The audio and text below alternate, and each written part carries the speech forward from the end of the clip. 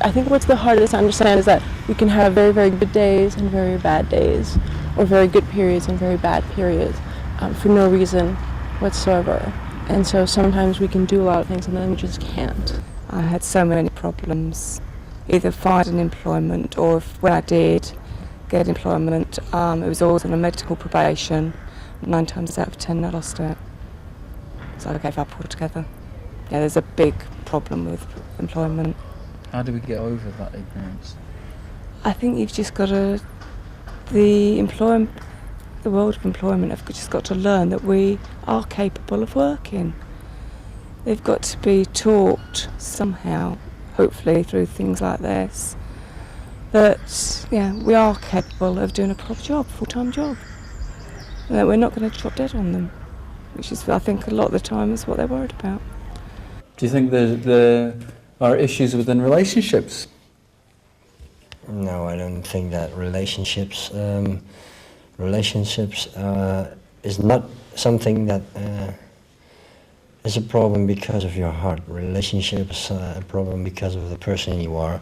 And if you show a lot of your anger because of your heart condition, you will find much more problems having a relationship or getting a relationship than if you are totally in peace with yourself. That's what I think. I think, especially for a lot of the women, the inability to have a family, or the risk factor involved in if you choose to have a family, makes relationships difficult. It makes it tough because you're actually not thinking just only of your own life, but how childlessness is going to affect your partner. We talked a lot before we decided to get engaged. One of the things that we really needed to talk about was, do we want to have children, or do we want to even try and have children? There's not a lot of information out there about genetics. There aren't a huge number of couples that both have congenital heart disorders who've had children, and so whether it's passed on or not, we just don't know. And one doctor said to me, well, if you don't want to have children because it's passed on, does that mean you've had such a terrible life? And I was like, no, I've had a great life, but I couldn't consciously go into something thinking that I was making a choice about that child's future. Yeah, I'm childless, and it's been a problem for me, but sharing it with other people has actually helped me find ways through it, and also actually helped me support my partner through it. It's but I think there are many areas like this that are difficult. But sharing makes a lot of difference. Finding out how other people cope with problems enables you to cope with yours. What about the physical?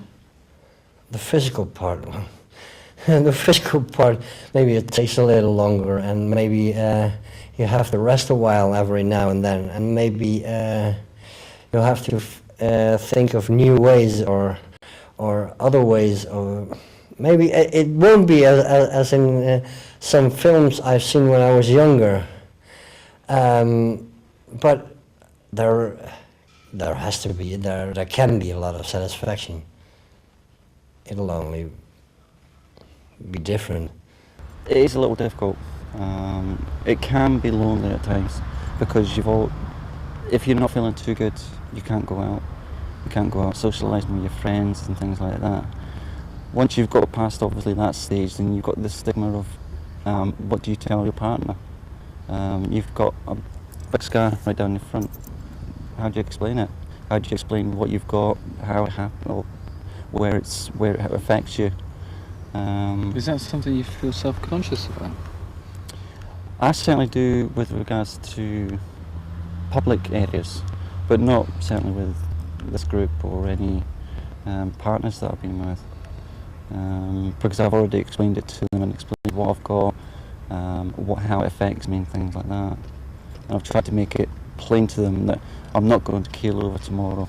I noticed that you have a scar. Yes. Is that something that you find hard to live with? Yes, but easily. I don't mind. How do you turn that into a positive thing? A positive thing. Saying, I'm alive. I'm breathing, I'm talking with persons, I live with the world. It's very positive. So what would you actually say to somebody who had a scar that is very self-conscious? Keep living, fighting. Try to know all about your disease. It's very important. And don't be afraid. We were just talking in the workshop, would you call yourself brave and courageous, which I think is a label that gets slapped on us a lot, you know, special people, etc. We have no choice. You live your life the best you can, as everybody on the planet does. I think the only thing that I feel is I feel happy to have a life to live, to be able to do.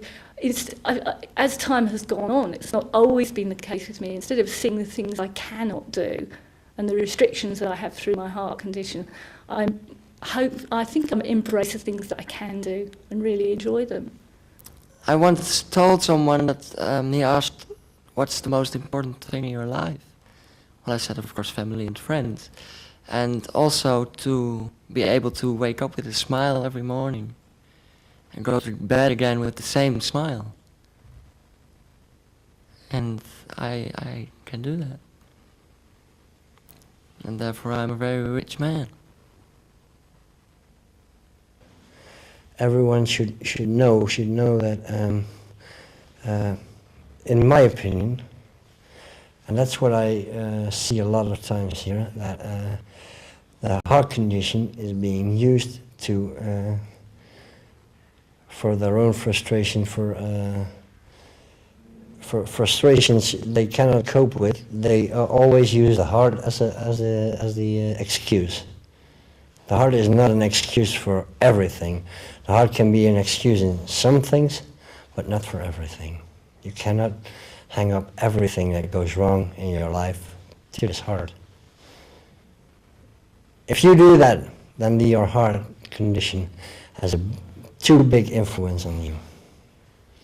That's something I really believe.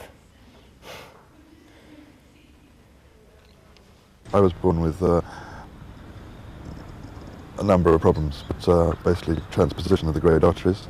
But 11 years ago I had a heart transplant, so I've had a lot of help in those. I mean, since then I've been relatively well, but before that I had quite a few operations, throughout which I was up and down, ill at school and ill at work, and like many other people here, really. Your fitness level is incredible. Well, yeah, I have been. I'm one of the people who have been lucky enough to benefit from a heart transplant. And although the first year was quite difficult as far as rejection was concerned, since then I have been enormously lucky. The only prospect of surgery that I face is a double transplant of heart and lungs. That would mean that my condition has to fade away much more than it is now, and then I come into the picture of this surgery, and then I have to think about it very hard, because I do not know if that is something for me. I really think I would be a different person, totally different person then. Maybe I would even change my name. Why? Because it's such a drastic change in your life. You are not the person you have been for instance, I'm 34 now, and I would change from one day into another into this totally different person who can run upstairs, who can pick up things from 50 kilos. I cannot do that, and I would be very different then. I would just be another part of me that I do not know, and I do not know if I want to know it. I'm happy being me. As a person who's a lot fitter now, it's interesting for me to see people who are at the stage I was before my transplant, because sometimes it's quite scary. It takes me back to that, through that window to the other side, and sometimes it's worrying, because it reminds you that you could be going back that way someday, maybe. So it's quite an enlightenment to see people coping so well with their problems. I don't think I've been through anything more than anybody else. I've just had I've been facilitated with a new pump. My plumbing system has been repaired, and at the moment it's working. But everybody, no matter what they're able to do in their life, it's what matters to them that's important. Whether it's somebody who can run marathons in America, somebody who can go climbing, or somebody who can just do a job of work that they want. It's just a battle for success in your own head. It's not a contest, it's your own personal belief in your own ability to fulfill your life. In both people with normal hearts and people with abnormal hearts, exercise at any level is beneficial, not just in terms of improving the heart function, but it has all sorts of benefits in terms of everything from psychological benefits, reduced depression, reduced incidence of diabetes, bowel cancer, brittle bones, all sorts of things. If you never try, you have lost. At least you can try. It's failing doesn't make you a failure. What makes you a failure is when you never try. And so it's all about attitude. You can try, you can do it. And be around positive people. Be around people that expect something from you. Well, I'd say if you have a congenital heart defect and you're not doing any exercise, no matter how severe your symptoms are at the moment, then you will probably benefit from taking up some form of exercise. But I'd emphasise that it's very important that you talk this through with your doctors and perhaps have a formal exercise test to see how your body will respond to exercise, and to have a sort of personalised programme of exercise to gradually improve your abilities, not just to suddenly take up kickboxing or whatever, which you may find A, you can't cope with, or B, might be dangerous. For many years, speaking personally, I was wrapped in cotton wool, and I had to really, really work hard to be allowed to play sports. And if you don't play sports at school, you're always the one who's sitting in the corner being picked on, and everyone says you can't do things, so on and so forth. And everyone has a certain capacity for physical exercise. What I think is important is people know their limits and know how to find their limits. I mean, speaking personally, I walk across the country on doing the Hadrian's Walk Way, but I have to train a lot longer than someone who's normal to do that. Other people have problems walking up a flight of stairs, but that doesn't mean they couldn't do something like yoga or Tai Chi, which would just help generally.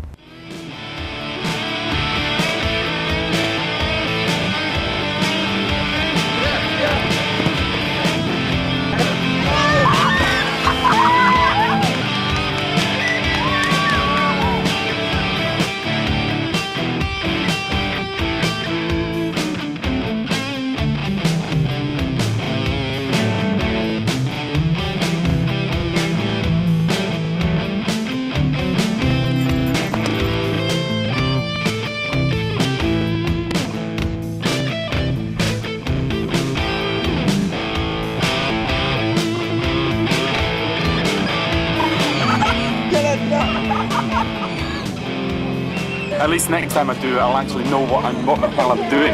Did a nice 3-point turn to get in, although the handbrake turns are a bit dodgy occasionally. Refreshment time. Not there for a change. In total, I've had about 10 or 11 surgeries. And, well, that stays a very difficult part as well. You never really get used to it. It isn't as scary as the first one because you know what's coming. And you learn to look ahead. You know what pain you're gonna have and when and how long. So it's easier to bear, but the danger stays. Will I wake up? Will it succeed?